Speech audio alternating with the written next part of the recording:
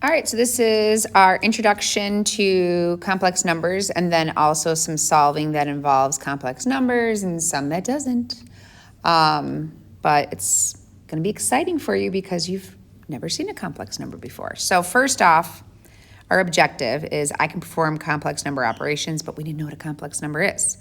So here we have the definition, or just not the definition, but explaining what an imaginary number is. So all that you've worked with, actually, let's just read this, right? For a long time, square rooting a negative number was considered impossible. After all, what value multiplied by itself could possibly be negative? However, mathematicians proposed that there must be some way to perform these operations and eventually developed the imaginary number I. The name was somewhat given as a joke. After all, if a number isn't real, it must be imaginary. Many mathematicians did not accept I at first, but it has been since used and accepted in many branches of mathematics and has some real-world applications as well, such as describing waves, circuits in electrical engineering, CAT scans, so on and so forth.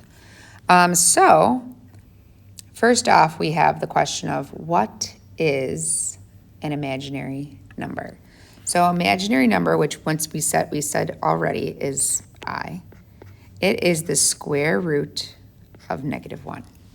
Okay, so I is the square root of -1. So now what we're going to find is that when we have the square root of a negative number, we're not going to say that we can't do that anymore unless it says in the real number system. We're going to be able to do that from now on. Okay? All right, so before we start, we have to know what a conjugate is. Okay? So one way of using imaginary numbers is knowing what their conjugate is, and let's talk about that right now. So if this is a complex number is in the form a plus bi. This is the real part, and this is the imaginary part, okay? A conjugate of a complex number is just changing the sign of the imaginary part. So we have a minus bi. This would be the conjugate, okay? All right, and it's actually called the complex conjugate, but it doesn't matter.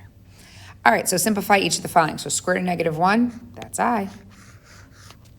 Square root of -25, this is the same thing as square root of -1 times the square root of 25. So this is 5, and this is I, so 5i. This one here, square root of -5. I'm going to break it up, the square root of -1, right? That's I, and then the square root of 5. We don't know the square root of 5, so we're just going to leave it. So we have I root 5.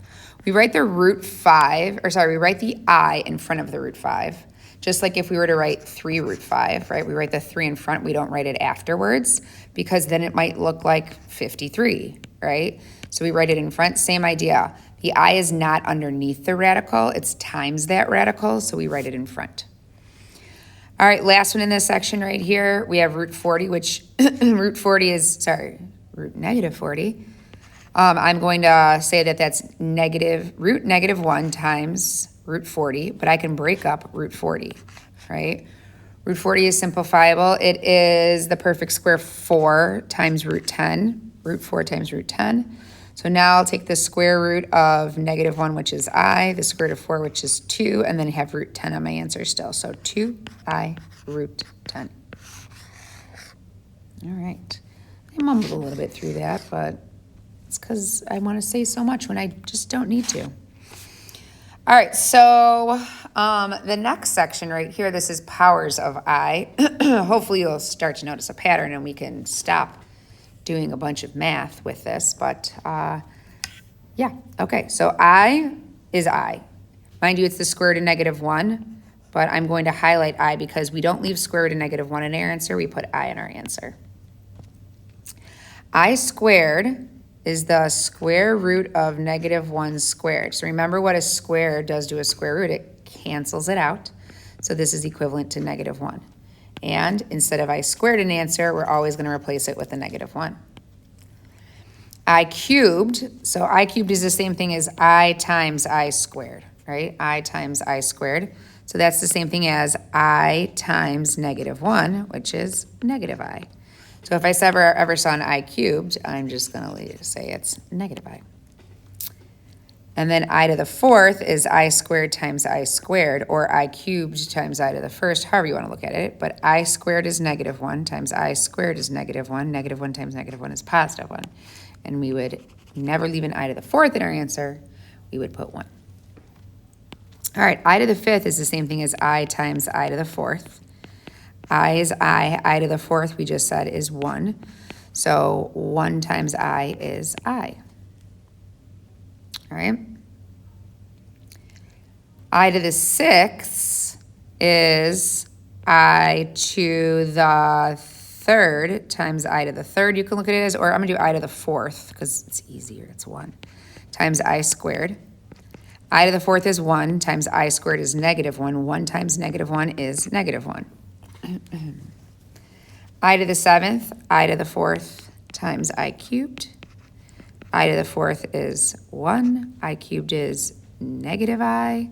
1 times -I is -I. I to the eighth is I to the fourth times I to the fourth, which is 1 times 1, which is 1. All right, so let's look at this pattern so far. This is I, -1, -I, 1.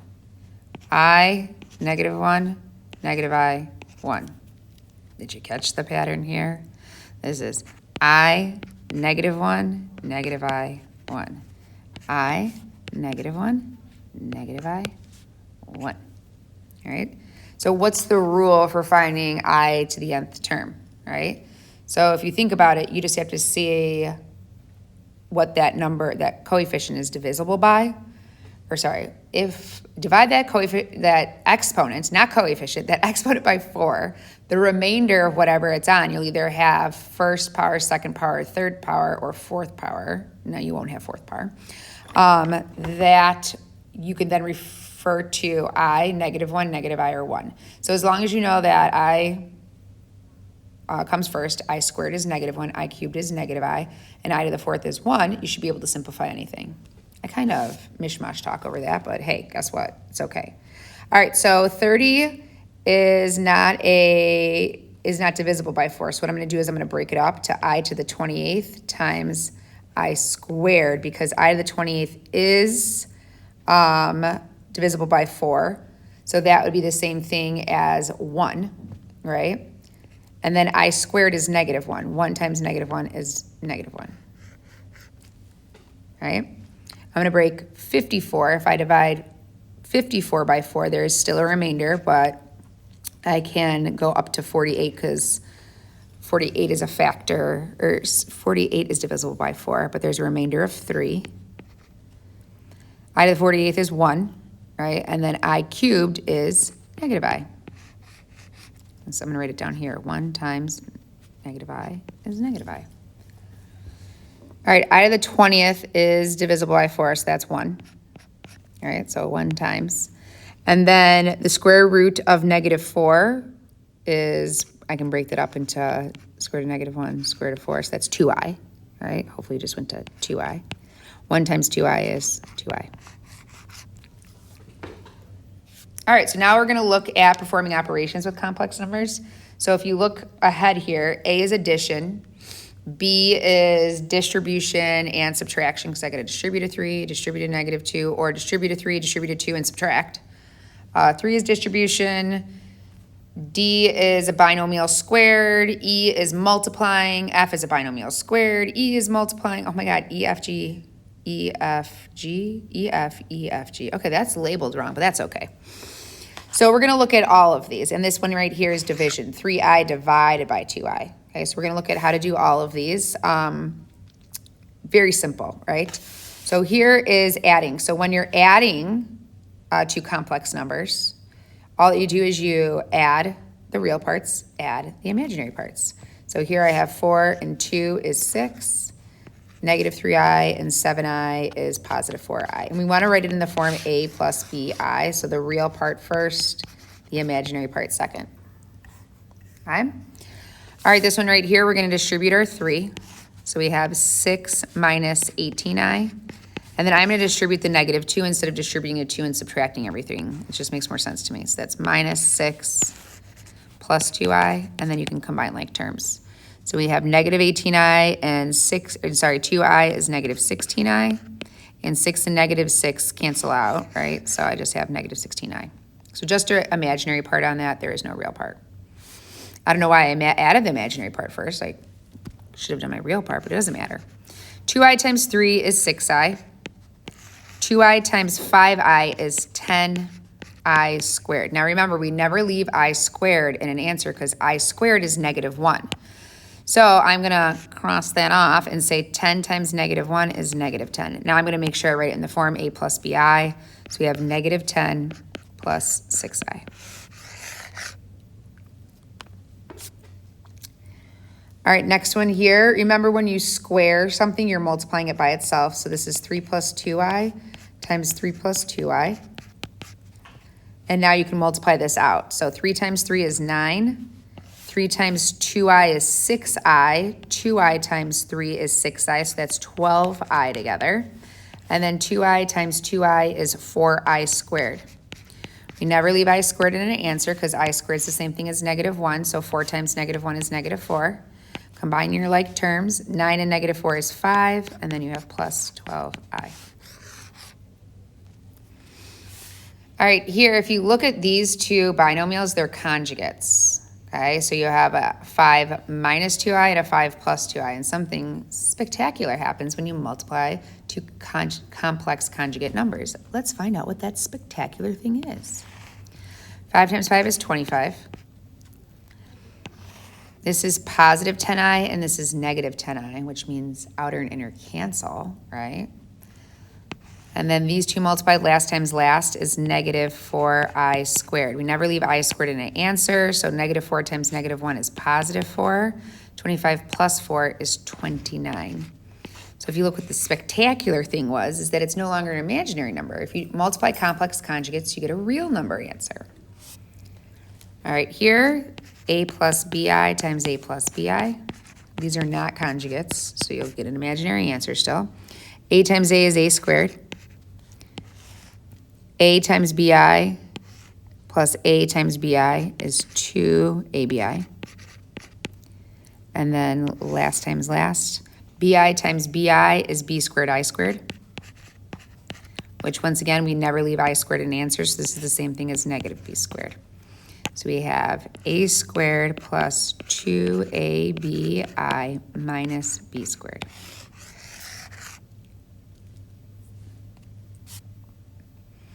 These are complex conjugates, right? So outer and inner are going to cancel. A times a is a squared. Outer and inner cancel. Bi times bi is negative, I can't talk right now, negative bi squared. Negative b squared I squared, right? Or bi in parentheses squared. And then I squared is the same thing as negative 1. So this is positive b squared. So we have a squared plus b squared. So now we could also think about when we have to factor a sum of squares, a squared plus b squared, so x squared plus 25, right? We always said that this isn't factorable. It's not factorable among real factors, but among imaginary factors it is. It factors to these two numbers multiply to give you x squared, x and x. These two multiply to give you positive 25, right? And we got to make sure outer and inner cancel. So we have positive 5i and negative 5i. So that's going to give you your positive 25. So if now from when we're factoring, if it says with imaginary factors also, we can still factor it. We can now factor it, not still factor it. Okay, so this is 3i divided by 2 minus I. At first, you might be saying it doesn't look like division, it looks like a fraction, right? So what do we not like about the way it looks? That it's a fraction. We don't want it to be a fraction. You can't leave a complex number in a denominator. So what we want to do is we want to get rid of that complex number in the denominator. So how do I get rid of a complex number? You multiply it by its conjugate. So that's what we're going to do. We're going to multiply this denominator by its conjugate, but we can't just multiply the denominator by the conjugate, like we're changing the value. But if we multiply the numerator by the conjugate also, we've just multiplied by 1. This right here is 1. It's okay to multiply a fraction by 1. It's still equivalent. All right, so now let's clean this up. I'm gonna do the denominator first because that was the whole point of it, just to show that you get a real number. So 2 times 2 is 4. Outer and inner cancel, that's positive 2i and negative 2i. Negative 1 times I squared is negative I squared. And I'll clean that up in a second. For my numerator, 3i times 2 is 6i. 3i times I squared is 3i squared. All right, let's clean this up. 3 times I squared is negative 3. Negative I squared is the same thing as plus 1. So now we have, I'm going to rewrite the numerator so it's real part, imaginary part. You have negative 3 plus 6i over 4 plus 1 is 5. Okay? You're almost done, but this is not in the form a plus bi, so we're going to get it in the form a plus bi by dividing both terms by 5. So dividing both terms by 5, we have negative 3/5 plus 6/5 I. And there is your final answer. Beautiful. All right, here's another one. We have an imaginary number in the denominator, so we're going to multiply it by its complex conjugate, which is negative 2i. There's no real part. It's 0 plus and 0 minus, right? Okay, so multiplying, I'm going to do denominators first. I can't help myself. Negative 4i squared, and then our numerator is negative 10i. All right, so clean up that denominator. That's a positive 4. So we have negative 10i over 4. And then we can still simplify this because we can divide it by 4, right? We can divide negative 10 by 4. Negative 10 divided by 4 is negative 5 halves. So we have negative 5 halves I. Okay, we don't want the I in the numerator because then it's not written in the form a plus bi. This is a is 0, b is a negative 5 halves, and then I. Okay, so now what we're going to do is we are going to solve. It says let's get real. So let's remind ourselves what real numbers are. So for real numbers, we have a bunch of different subsets. So real numbers can be rational or irrational, right? Rational means they can be written as fractions. Irrational means that they cannot be written as fractions. So looking at a decimal that ends or repeats is rational, one that doesn't is irrational. A special type of rational number is integers. Special type of integer is a whole number, and a special type of whole number is a natural number. So natural numbers are your counting numbers. Whole numbers are your counting numbers plus 0. Integers are your whole numbers and their opposites. And then rational numbers are any number that can be written as a fraction. Then we also have irrational numbers, which we already talked about, but all of these are real numbers. Okay? Outside of that, you have imaginary numbers. Oops, spell imaginary right, okay? That is completely separate from the real number system. All right, so this says factor over the rational number system. Okay, so factor over the rational number system. So we don't want any factors with imaginary values in it, okay? All right, so this is 4 terms, so I'm going to factor it by grouping. I'm going to group the first 2 together and then group the second 2 together and do the same and factor out the GCF. So grouping the first 2 together, I see that they have an x to the 4th in common. And then if you factor that out, you have x squared minus 2. If you group the second 2 together, they have a negative 16 in common. And if you factor that out, you have an x squared minus 2. All right, so now I have an x squared minus 2 times x to the 4th minus 16. All right, so now if you look at your 2 factors here, we have to say, is it still factorable? So x squared minus 2 is still factorable. It's factorable to x plus 2 times x plus root 2 times x minus root 2. X plus root 2 times x minus root 2. So it's not a difference of perfect squares, but it is a difference of squares, okay? X to the 4th minus 16 is still factorable. That factors to x squared plus 4 times x squared minus 4. It is also a difference of squares. If you look at this, x squared minus 4, that is also a difference of squares, so we have to keep factoring. So instead of writing it out, I'm going to copy what we have so far. Copy. Paste. Oopsies. And I'm going to factor x squared minus 4. That's x plus 2, x minus 2. All right, now you might be saying, why don't we factor x squared plus 4? We just learned how to factor x squared plus 4. That factors to x plus 2i, x minus 2i. But if you look at the directions, it says real factors, okay? It actually doesn't even say real factors. It says rational factors. I read it wrong. So rational factors, this isn't a rational factor. So I need to go back in time and bring it back to this, x squared minus 2. But if it said real factors, I would have had the right answer. In my head, I read real factors, but out loud I knew it said rational. So we have x squared, nope, I want it in blue, x squared minus 2. So if it said, let me go back to what I just did. If it said real factors, then what I had before is the correct answer, because if that factors to x plus 2 times x plus root 2 times x minus root 2. Oh, but is that the next question? It is. Next it says factor it over the real number system. So this is the rational number system. Now I need to go to the real number system, so I'm going to copy this and paste it. How dare you? Copy this and paste it, okay? So over the real number system, as I said before, this is still factorable. This factors to x plus root 2 times x minus root 2. But I still can't factor that x squared plus 4 because that factors over the imaginary number system. So I have that. Now it says factor over the complex number system. So to factor it over the complex number system, I have all of this, copy, and paste it, okay? But I can still factor this, x squared plus 4. I can still factor this, okay? That factors to x plus 2i times x minus 2i, right? X plus 2i, is it the same problem? Please tell me it's the same. Okay, good. I was like, did I change the problem? No. It can factor to x plus 2i times x minus 2i.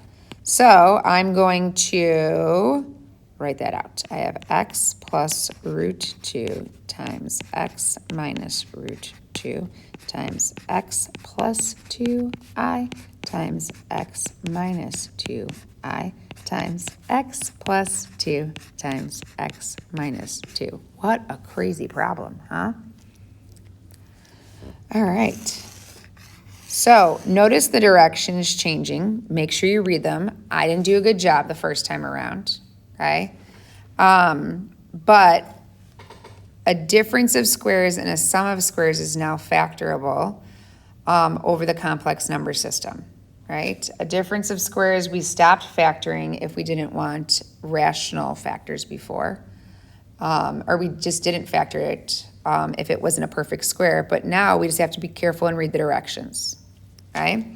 To summarize, we can go back and look at the things that what they factored to, x squared minus, let's do it here, x squared minus 2 is factorable to x plus root 2, x minus root 2. X squared plus 4 is now factorable to x plus 2i times x minus 2i. That was a lot of me talking. All right, so now we just have some practice solving, okay? Remember when you solve by nth rooting and that nth root is even, you have to account for the positive and negative answers. So you have to do plus or minus. All right, so let's go ahead and solve this. It says over the complex number system, right? Okay, so x squared plus 4, I could subtract 4 from both sides and square it plus or minus, or I can factor this as x plus 2i, x minus 2i. I'm going to do it both ways just so you can see it. I can factor it to x plus 2i times x minus 2i, and then I get x equals negative 2i and x equals positive 2i. So that's one way of solving it. Oops, I forgot my equals 0. Or you can solve it now by doing x squared equals negative 4 by subtracting 4 from both sides. Squared to solve, don't forget to account for both the positive and negative solution. That's going to work here. X equals plus or minus, and then the square root of negative 4 is 2i. Either way, right? It's the same thing. All right, here on this one, we want over the complex number systems, so we want to make sure that we factor it, because if we just try fourth rooting both sides, we're going to miss our imaginary solutions. So I'm going to subtract 16 from both sides. X to the fourth minus 16, I don't need a parentheses there, equals 0. This is a difference of squares, so I'm going to factor that. X squared plus 4 times x squared minus 4 equals 0. And then you can stop here and solve, or you can continue to factor. You can say x plus 2i, x minus 2i, x plus 2, x minus 2, set each one equal to 0. I'm just going to do x squared plus 4 equals 0, x squared minus 4 equals 0. We already did that math over there. Here you get x equals plus or minus 2i. Here, if you add 4 to both sides and square root plus or minus, you get x equals plus or minus 2. So 4 solutions, 2, negative 2, 2i, and negative 2i. All right, last one here. I'm going to go ahead and factor this. There is no GCF. I'm looking for two numbers that multiply to give me 36 and add to give me 13. That's 9 times 4. So I have x to the fourth plus 9 times x squared times 9 times x squared plus 4 equals 0. Set each factor equal to 0 and solve, or you can continue to factor. It's up to you. Plus 4 equals 0. I've done this. This will be my third time doing that now. So that's x equals plus or minus 2i. And then this one, subtract 9 from both sides and square root to solve. So x equals plus or minus 3i. And there's your solutions. So really quickly before we end, just some summary here, just common mistakes I see in people. So if I wanted to simplify the square root of negative 7 versus the square root of negative 49. If we start with the square root of negative 49, we can see that negative 1 goes in there 49 times. The square root of negative 1 is I. The square root of 49 is 7, so this is 7i. This is not also 7i, okay? The square root of negative 1 is I, but you can't simplify root 7, so it's root 7. Also notice I'm not putting plus or minus, okay? You do not get two solutions unless you're solving an equation where you put the plus or minus to solve. All right, that's it for today. You can go ahead and try the homework.